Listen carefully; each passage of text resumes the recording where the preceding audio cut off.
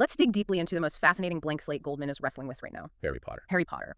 He is currently charged with constructing the visual foundation for one of the most beloved, heavily scrutinized fictional worlds in modern literary history. The pressure must be insane. It really must be. According to his masterclass, the blueprint he's using represents a massive departure from everything audiences have previously associated with the franchise. Right. The visual thesis driving this new television adaptation is what Goldman terms an anti-reference perspective when compared to the original, highly successful feature films directed by Chris Columbus in the early 2000s. That revelation is going to shock a lot of fans. Oh, absolutely. Those early films, The Sorcerer's Stone and The Chamber of Secrets, are considered visually iconic by an entire generation. They are.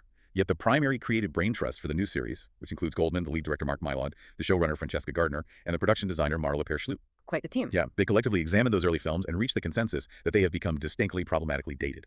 Goldman categorizes the visual language of the Chris Columbus era as exceedingly cartoony. Yeah, cartoony is the word. You look at those early movies, and the aesthetic is undeniably rooted in a fairy tale tradition. Very vibrant. Exactly. They relied heavily on intensely saturated primary colors. The performances were slightly heightened and theatrical. And fundamentally, they utilized very specific camera optics. Lots of wide-angle lenses that inherently distort the edges of the frame. Making the environments feel vast, slightly warped, and heavily skewed toward a whimsical, almost comedic tone. Right, it's a visual language designed to make you feel like a child opening a brightly colored storybook. But the mandate handed down for the new HBO series is a severe 180-degree pivot away from that whimsy. A total departure. The overarching directive is to craft a world that feels incredibly grounded, undeniably realistic, and aggressively contemporary in its execution, even within a period setting. They are striving for a tangible, weighty reality where the environments feel lived in and consequential. And the most staggering example of this grounded approach is how they are tackling the core concept of magic itself. This part blew my mind. Same. The creative team actually recruited Brian Cox, The particle physicist. the globally renowned particle physicist. They brought him in to deliver a masterclass to the production heads. That is incredible. They sat down with a literal physicist to dissect what specific physical and chemical phenomena occurring in the natural world genuinely evoke a feeling of magic in the human brain. They were stripping away the fantasy to look at the mechanics of awe. Exactly. They studied the visual properties of intense magnetism, the specific ways light behaves during the aurora borealis,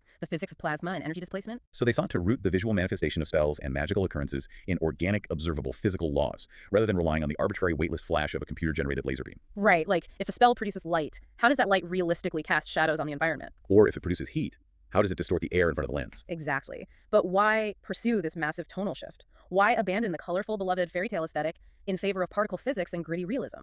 To inject that level of darkness and grounded realism into one of the most profitable, highly merchandised children's properties on the planet is currently generating massive friction behind the scenes. Unsurprisingly. Yeah. Goldman detailed an intense creative battle taking place in the post-production coloring suites over the very first episode. Oh, the Privet Drive stuff. Exactly. This is the crucial introductory hour where Harry is still trapped living with the abusive Dursley family in the 1990s, completely unaware of his magical heritage. Goldman's operating philosophy for this specific sequence, what he refers to as Harry's real life, was that the cinematography needed to aggressively reflect the emotional reality of that existence. Which is bleak. Very. He intended to visually communicate how profoundly difficult, isolating, and sad Harry's mundane life truly is. So, to achieve this, he intentionally shot the Privet Drive sequences to feel stark, desaturated, and visually oppressive. He fully leaned into the aesthetic reality of early 1990s suburban Britain.